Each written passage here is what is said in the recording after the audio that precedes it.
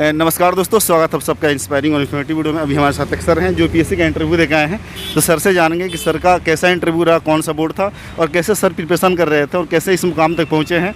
तो यदि आपको मेरा काम अच्छा लगता है, इस चैनल को सब्सक्राइब करो, इस वीडियो को लाइक और शेयर करना बोले। सर आपका नाम सर और sir educational background? Lalit Sai Kumar है और मैं हैदराबाद से आया हूँ और मेरा बैकग्राउंड बीटेक का है और सिविल सर्विस पे आके मैं सेकंड अटेम्प्ट है मेरा।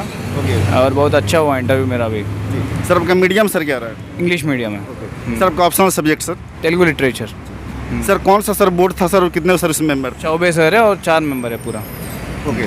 सर जो है कि अंदर में सर जब इंटर किए सर तो उनका पहला क्वेश्चन सर क्या था? पहला बैकग्राउंड के बारे में पूछा था और पहला ये क्योंकि मैं पहला क्रिकेटर था, क्योंकि मेरा हॉबीज। हाँ। ओके। सो इसके बारे में पूछा था पहले और उसने क्या थोड़ा फनी था इंटरव्यू, क्योंकि वो क्वेश्चंस में सब्जेक्ट के बारे में बहुत सोचा पर बहुत प्रिपेयर हो गया, पर सब्जेक्ट के बारे में उतना नहीं है, पर पर्सनालिटी के बारे में बहुत ज़्यादा क्वेश्चन आया था। सर करंट से सर क्या क्या क्वेश्चन था? करंट में सर रशिया यूक्रेन, बजट के बारे में पूछा था और रशिया यूक्रेन के बारे में मैं सोचा पर बहुत कम क्वेश्चन था, बहुत वो भी कोई भी जान सकते हो, वो थोड़ा ईजी था क्वेश्चन पे।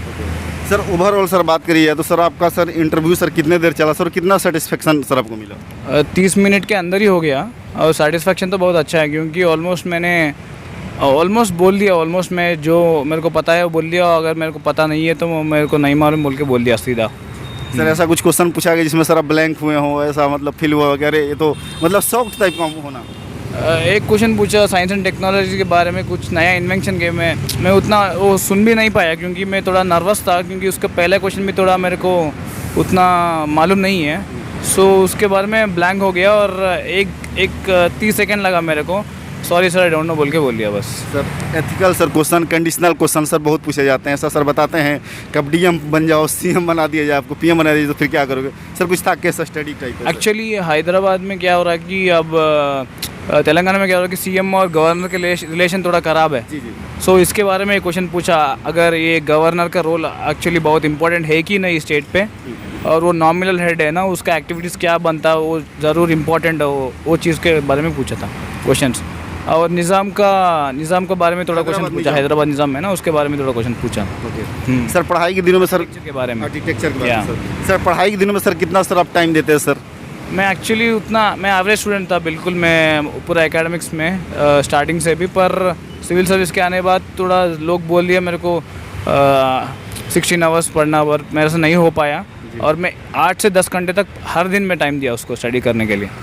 सर प्रीलिम्स की बात करिए तो सर प्रीलिम्स के लिए सर आप मतलब कौन कौन सा बुक लिस्ट सर फॉलो करते थे? और सर जैसे कि आप इंटरव्यू से सर पहले आपने बताया कि सर आपने कहीं कोचिंग वगैरह नहीं लिया है। हाँ। तो सर कैसे सर मटेरियल नोट सर कैसे आप रिलाई करते हैं कि हाँ सही है इसको पढ़ना है? एक्चुअली मैंने बहुत स्टूडेंट्स का ये सक्सेस स्टोरीज रहता ना, बहुत फॉलो किया। हाँ, यूट्यूब पे फॉलो किया और बुक लिस्ट मैं खुद उससे बनाया था।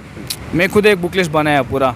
एनसीईआरटी को ज़्यादा इंपॉर्टेंस दिया, उसके साथ साथ न्यूज़पेपर्स को आपको पता है ना न्यूज़पेपर कितना अच्छा रोल प्ले करते हैं। और आफ्टर कंप्लीटिंग एनसीईआरटी देन मैं उसके बाद मैं स्टैंडर्ड मटेरियल्स के गया मैं, और वही था मेरा इंटर प्रिपरेशन और कुछ नहीं। सर थोड़ा बुक लिस्ट बता दीजिए कौन कौन सा बुक लिस्ट था? प्रीलिम्स के लिए ज्योग्राफी के लिए आपको पता है जीसी लियोंग पढ़ा, और एनसीईआरटी ज्योग्राफी 6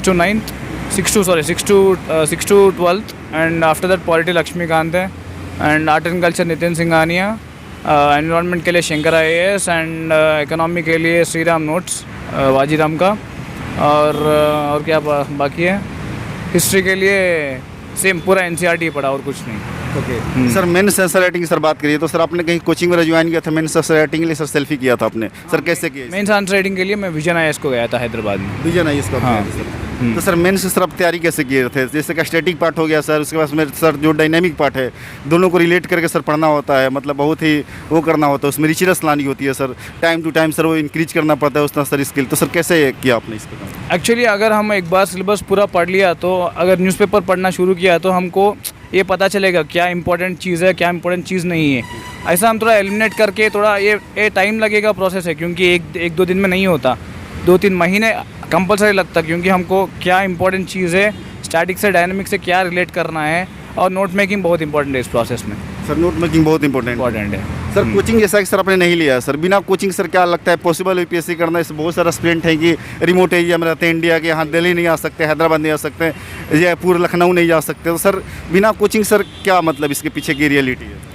एक्चुअली मेरा ओपिनियन ये है कि कोचिंग को गया था मैं गया था, पर 6 महीने तक गया, पर मेरे को उतना अच्छा नहीं लगा था कोचिंग जाने के लिए, क्योंकि मैं साथ साथ पढ़ना मेरे को बहुत मुश्किल हो गया।